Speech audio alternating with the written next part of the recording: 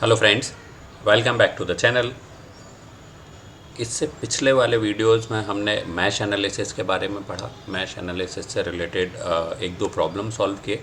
आने वाले टाइम में मैं और भी न्यूमेरिकल प्रॉब्लम का सॉल्यूशन प्रोवाइड करूंगा, बट आज जो टॉपिक हम डिस्कशन करने जा रहे हैं वो है नोड एनालिसिस।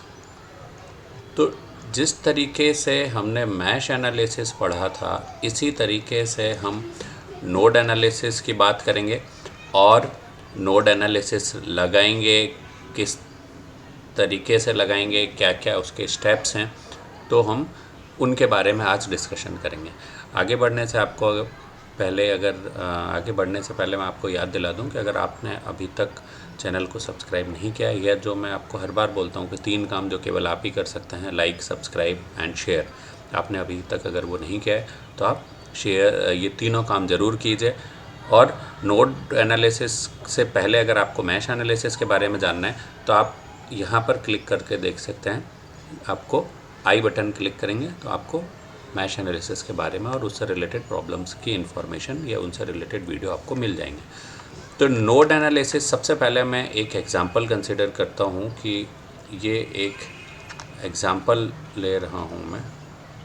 यहाँ कुछ रेजिस्टेंस है, ये एक हमने करंट सोर्स कंसिडर कर लिया है, ये करंट सोर्स हो गया, ये एक रेजिस्टेंस है, इसके बाद एक रेजिस्टेंस इस तरीके से है, और आगे बढ़ते हैं। यहाँ पर एक रेजिस्टेंस और एक ये वोल्टेज सोर्स, ये इस तरीके का कुछ सर्किट है। तो सबसे पहला जो काम होता है हमारा नोड एनालिसिस का, जिस तरीके से हम मैश एनालिसिस में करते थे, तो यहाँ पर हम करेंगे आइडेंटिफाई नोड। तो सबसे पहले आइडेंटिफाई कर लो कि नोड कितने हैं।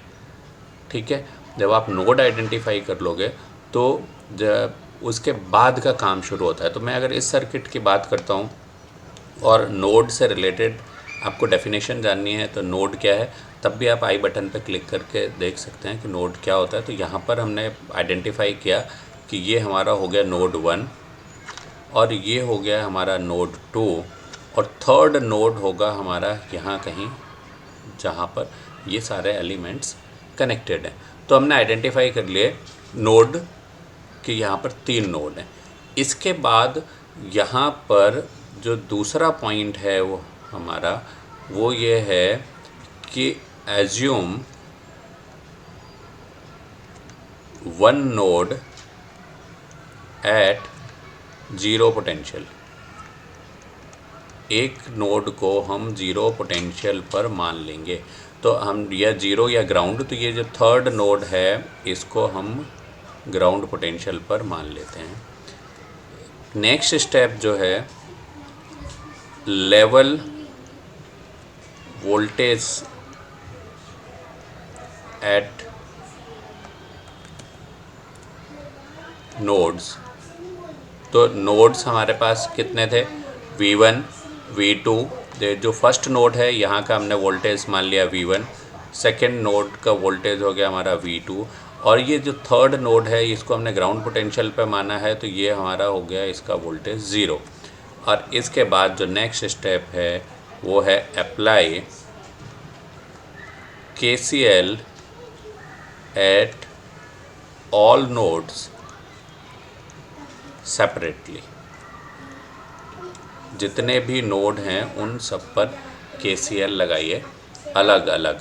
तो जब आप अलग अलग KCL लगाएंगे तो यहाँ पर देखिए, एक जो थर्ड नोड है ये तो हमारा 0 पोटेंशियल पर ही हो गया, तो बचते हैं 2 नोड। तो इस पर्टिकुलर सर्किट में हमारे पास जो 2 नोड हो गए,